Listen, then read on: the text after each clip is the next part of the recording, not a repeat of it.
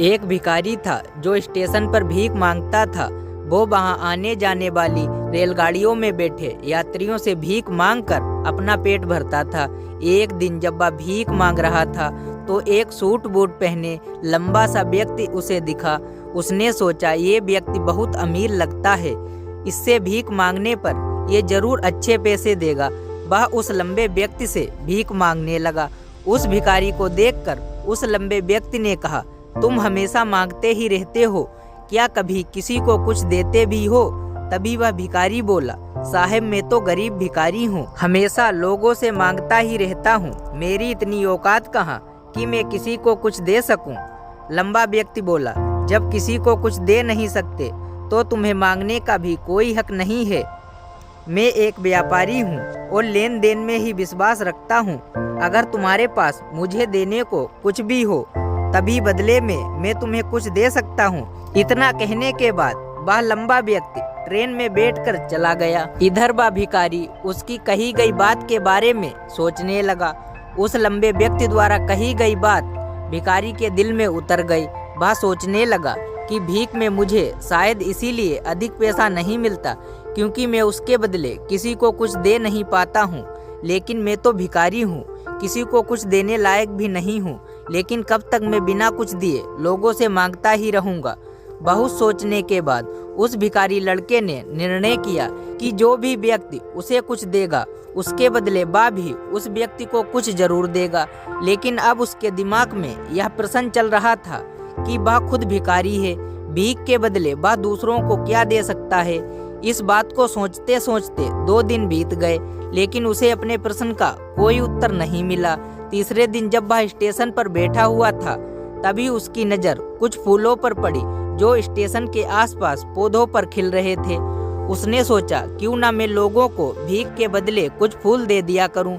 उसको अपना ये विचार अच्छा लगा और उसने वहां से कुछ फूल तोड़ लिए। अब वह ट्रेन में भीख मांगने पहुंचा। अब जब भी कोई उसे भीख देता तो उसके बदले वह भीख देने वाले को कुछ फूल दे देता। उन फूलों को लोग खुश होकर अपने पास रख लेते थे। अब भिखारी रोज फूल तोड़ता और भीख के बदले उन फूलों को लोगों में बांट देता था।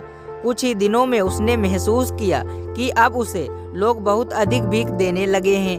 वह स्टेशन के आसपास वाले सभी फूलों को तोड़ लाता था।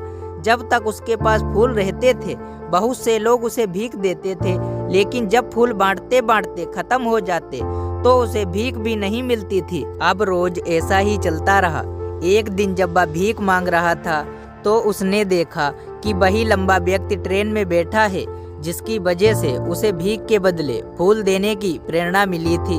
वह तुरंत उस व्यक्ति के पास पहुंच गया और भीख मांगते हुए बोला, आज आपको देने के लिए मेरे पास कुछ फूल हैं, आप मुझे भीख दीजिए तो मैं आपको बदले में कुछ फूल दूंगा।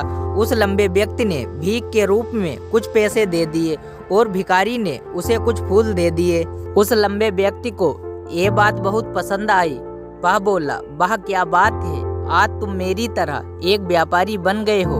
इतना कहकर फूल लेकर वह लंबा व्यक्ति अपने स्टेशन पर उतर गया। लेकिन उस लंबे व्यक्ति द्वारा कही गई बात एक बार फिर उस भिखारी के दिल में उतर गई।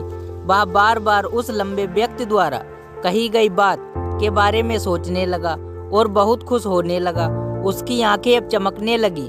उसे लगने लगा कि अब उसके हाथ सफलता की वो चाबी लग गई है जिसके द्वारा वह अपने जीवन को बदल सकता है। वह तुरंत ट्रेन से नीचे उतरा। उत्साहित होकर बहुत तेज आवाज में ऊपर आसमान की तरफ देखकर बोला, मैं भिखारी नहीं हूँ, मैं तो एक व्यापारी हूँ, मैं भी अमीर बन सकता हूँ। लोगों ने उसे देखा तो उन्होंने सोचा, शायद यह भिखारी पागल हो गया है। अगले दिन से उसे वह भिखारी स्टेशन पर फिर कभी भीख मांगता नहीं दिखा। लेकिन 6 महीने बाद इसी स्टेशन पर 2 व्यापारी सूट बूट पहने हुए यात्रा कर रहे थे। दोनों ने एक दूसरे को देखा तो एक दूसरे से हाथ मिलाया और कहा, क्या आपने मुझे पहचाना? दूसरा व्यक्ति बोला, नहीं, क्योंकि मेरे हिसाब से हम पहली बार मिल रहे हैं। पहला व्यक्ति बोला, नहीं, याद कीजिए, हम पहली बार नहीं बल्कि तीसरी बार मिल रहे हैं। दूसरा व्यक्ति बोला, मुझे याद नहीं है, वैसे हम 2 बार कब मिले थे? हम पहले 2 बार इसी ट्रेन में मिले थे। मैं वही भिखारी हूँ। जिसको आपने पहली मुलाकात में बताया कि मुझे जीवन में क्या करना चाहिए और दूसरी मुलाकात में बताया कि मैं वास्तव में कौन हूँ। दूसरा व्यक्ति मुस्कुराया और अचंभित होते हुए बोला, वो याद आया, तुम वही भिखारी हो जिसे मैंने एक बार भीख देने से मना कर दिया था और दूसरी बार मैंने तुमसे कुछ फूल खरीदे थे। लेकिन आज तुम सूट बूट में कहाँ जा रहे हो और आजकल क्या कर रहे हो?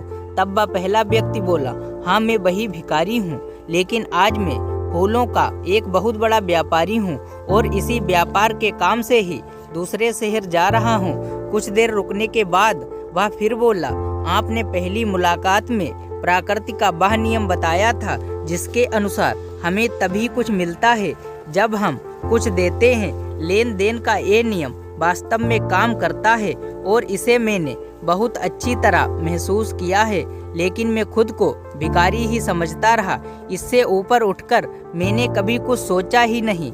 और जब आपसे मेरी दूसरी मुलाकात हुई तब आपने मुझे बताया कि मैं एक व्यापारी बन चुका हूँ।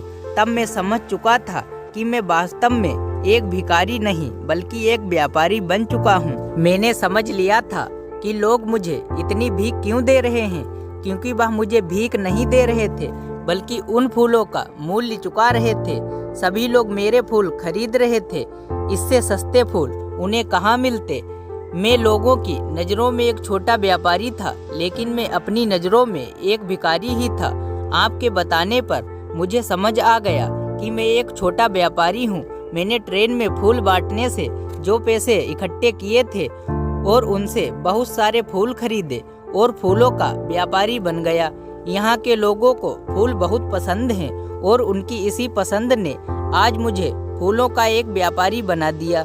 दोनों व्यापारी अब खुश थे और स्टेशन आने पर साथ उतरे और अपने अपने व्यापार की बात करते हुए आगे बढ़ गए। दोस्तों, इस कहानी से हमें बहुत कुछ सीखने को मिलता है। ट्रेन में लंबा व्यक्ति गिव एंड टेक के नियम को बहुत अच्छी तरह जानता था। दुनिया के सभी बड़े व्यापारी इसी जीवन के नियम का उपयोग करके सफल हुए हैं। इस फार्मूले को उसने भिखारी को भी बताया। भिखारी ने इस नियम को अपना लिया और उसका असर उसके जीवन में साफ दिखाई देने लगा। उसने अपनी सोच बदली और उसकी जिंदगी बदल गई।